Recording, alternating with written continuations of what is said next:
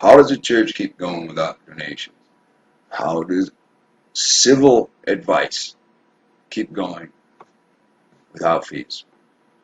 This is Rap the News, and this is my brother Lex Will. Me and my brother recently fell out and went back and forth in videos. Regardless to what was said and regardless to what was did, at the end of the day, this man is still my brother. And when my brother hurt or ache or gets sad or cannot feed his family, then that bothers me. I ache, I'm sad, and I want to help him feed his family. And so this brother has been pouring his heart out to his own congregation who refuse to take care of him. And then they think that they're not entitled to take care of him.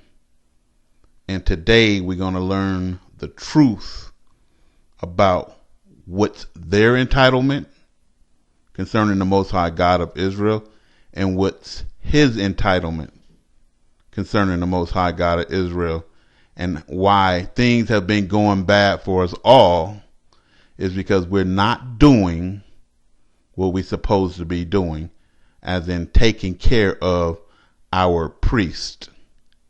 So today we're going to be learning about tithing, the truth about it. Let's get into it. I really care about everybody that communicates, and especially the people that participate. If we build ourselves into a spiritual group, then there has to be money coming in somewhere. Ladies and gentlemen, there have been viewers that have been to my house. I don't have really anything of luxury except for ice cubes that I haven't paid for when I was employed. It's not like your donations come in, we buy extravagant stuff. Even the 3D printer we bought was under $200. Even the filament to make the stuff is it's relatively under $50, just depending on what you're working with. It's not like the paints cost hundreds of dollars. It costs a lot, but you get what I'm saying.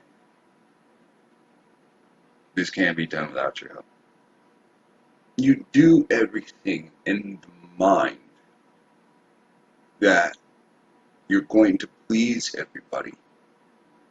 There's no way you can be following these laws. If you commit yourself just to the law itself, every time you see something wrong, you're supposed to say something. This is Rap the News. And today we're going to be talking about heave offerings. How you can get increase of your wealth for heave offerings, or you can get punished for lack of heave offerings. A heave offering, as an inheritance, God commanded, and I highlighted that, God commanded that the Israelites give a tenth of their wealth, and those with the Israelites of the Gentiles, or earnings to the Levi priests for their service in the congregation. You're given a tenth for their service. A tenth for their service. So if you're going to listen to us, you give a tenth. If you have listened to us, you owe us a tenth. And if you don't pay us, God will charge you on the day of reckoning. You are going to pay one way or the other. Whether you know or whether you don't know, God said you will pay for your sins. For the service in their congregation, for their service, in which the preach the truth to the people. They pray for the people. They fast for the people. and offer blood sacrifice to the Most High on behalf of all the Israelites. If the priest is in need and hungry, the tenth could be eaten by the priests and their families and their servants. The heave offering may be consumed by the priest only in a state of ritual purity. So we're going to explain that in a minute. We are the priest. I've been preaching for over 25 years. Some good, some priests are good, some not so good. So if you are coming over and listening to Rap the News, if you're listening to Sakari, Lex Will, Pastor Dow, or even the Watchman reports, a tenth of your earnings belong to us as your priests. Note, a priest can only be a male Hebrew.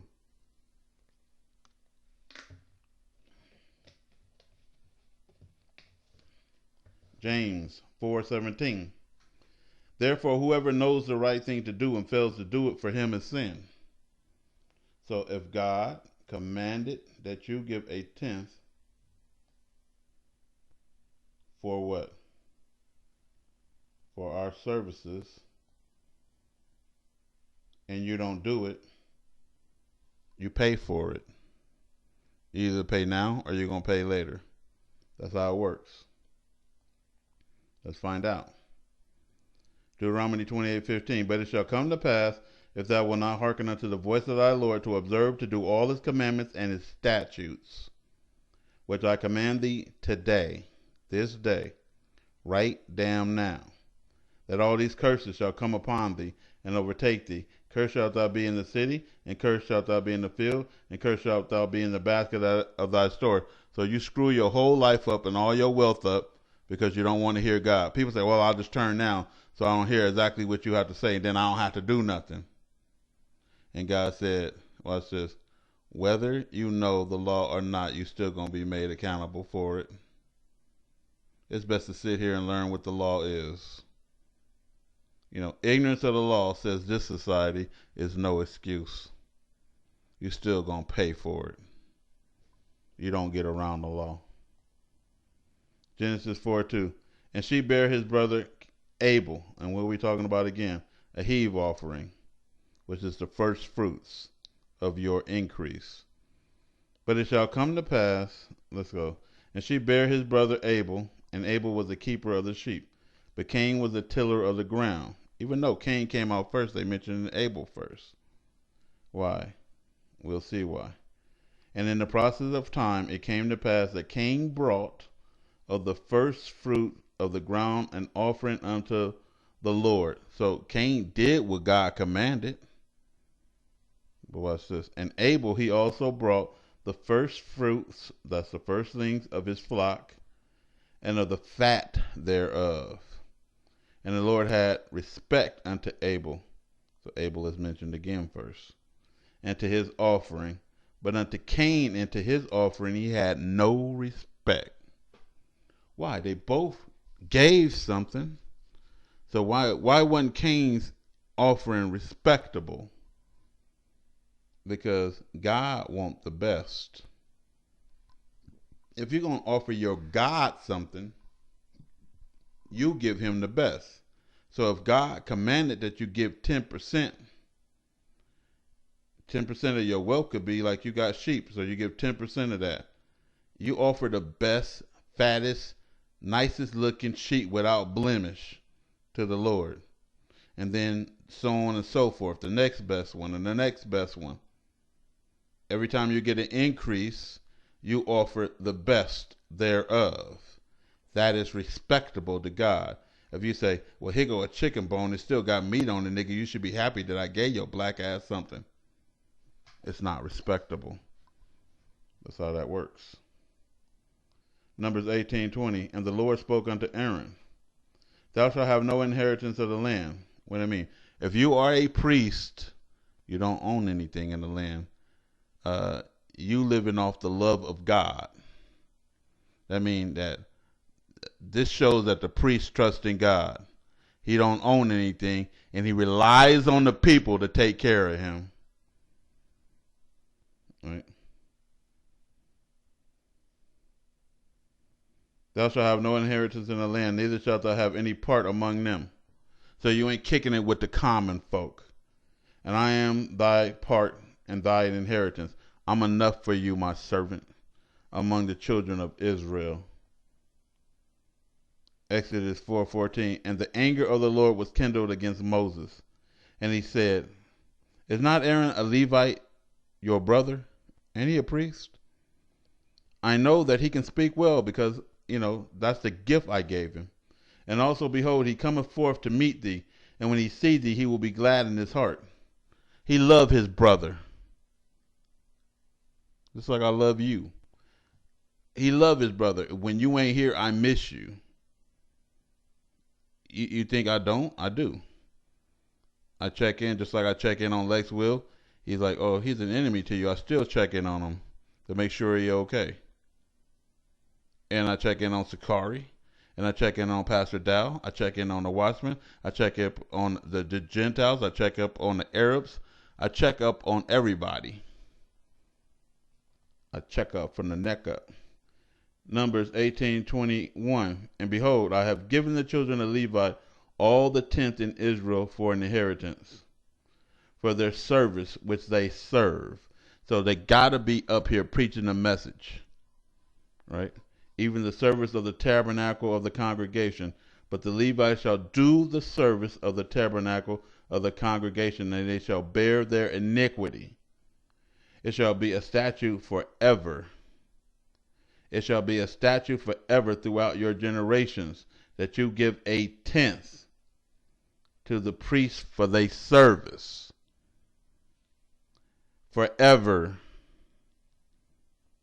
That among the children of Israel they have no inheritance, that we don't own nothing, and you take care of us for doing this service. I didn't do this service so I can say, well, the people got to take care of me.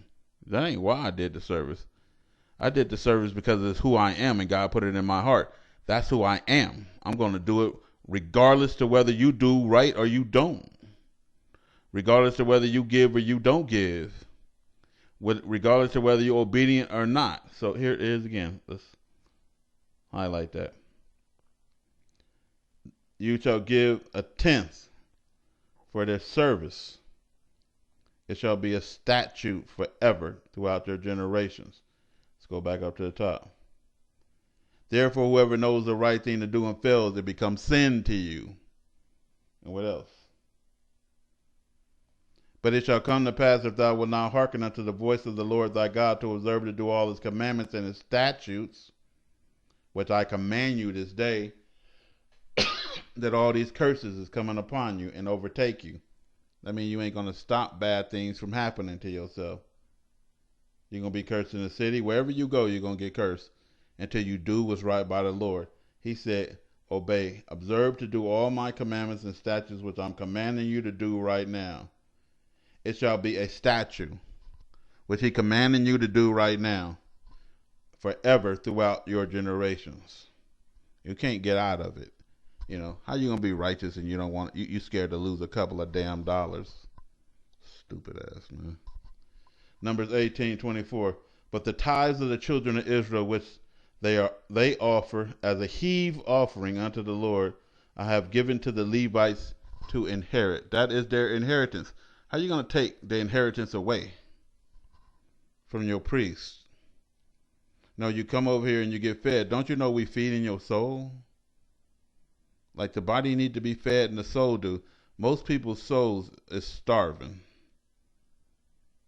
They don't get any nourishment for their soul until they hear. Even though they hate what they hear, their soul is still getting nourishment.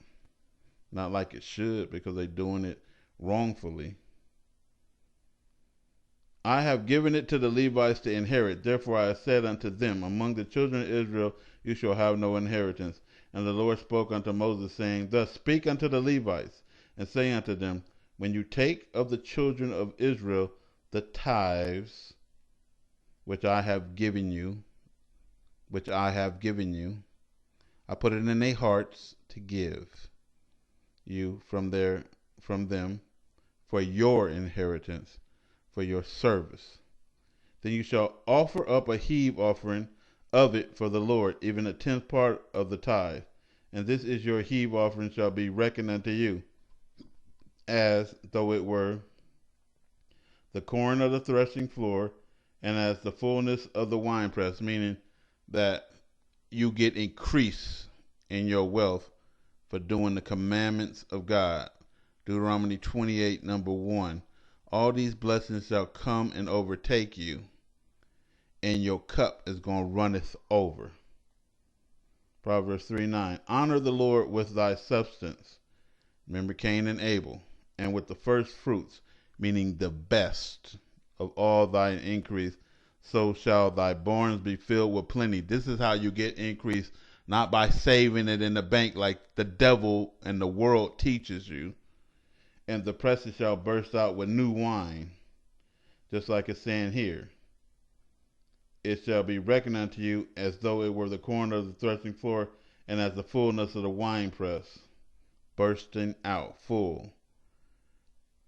Numbers 18:28. Thus you also shall offer a heave offering unto the Lord of all your tithes, which you receive of the children of Israel. You shall give thereof the Lord's heave offering to Aaron the priest, or whoever your priest is today. Out of all your gifts you shall offer every heave offering unto the Lord, of all the best there is of it.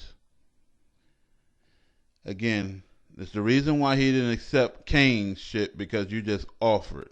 He didn't say just offer me shit. I am the Lord. You offer me the best. It's mine anyway. Therefore you shall say unto them, when you have heaved the best thereof from it, then it shall be counted unto the Levites as the increase of the threshing floor and as the increase of the winepress. But the key word is increase for giving your best.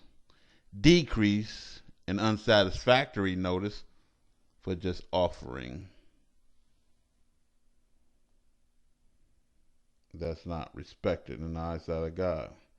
Threshing floor, a hard level surface on which grain is threshed with a flail. Threshing was originally to tramp or stamp heavily with the feet, and was later applied to the act of separating out the grain by the feet of the people or ox, and still later with the use of the flail. Numbers 18:31. And you shall eat it in every place, and you and your household, for it is your reward, priest, for your service in the tabernacle of this congregation. Of that congregation, of the congregation. It is your reward. It is your inheritance. It is due from the people. If they don't do, it becomes sin for them, and they get punished for not doing what God commanded. Numbers 18:32. And you shall bear no sin by reason of it, when you have heaved from it the best of it. Neither shall you pollute the holy things of the children of Israel, lest you die. Meaning, in order for the priest to take the heave offering, he must be righteous himself, pure, and not committing iniquity or sin, because the offering is unacceptable. So if I want all my people to be blessed, I need to be straight with the Most High God. And I'm praying for you, and I'm making sacrifices for you, for your increase. If the people is not increasing in knowledge and in substance around you, because your priest is foul. It's because your priest is foul. So again, brother Lex Will should not be begging y'all for nickels. If you're going over there and you listening to him, if you're listening to Dow, if you're listening to Sakari, Adam Abbott, Rap the News, the Watchman Reports, if you're listening to any of us, you owe us for our service. This is Rap the News.